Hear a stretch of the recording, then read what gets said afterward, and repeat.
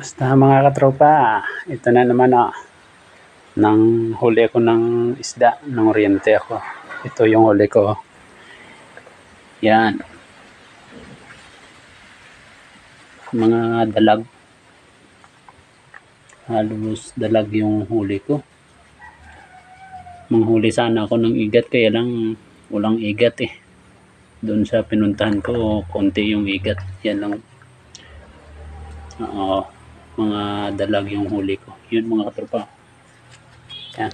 Okay. Yan. O yung kamag-anak ng bayawak. Ano tawag yan? Hindi ko alam kung anong tawag sa Tagalog niyan. Yan. Ibid yung tawag dito sa amin. Yan. Nahuli ko sa ilog. Tumalon siya eh. Yan. Yan mga katropa. Hanggang sa muli. Yan.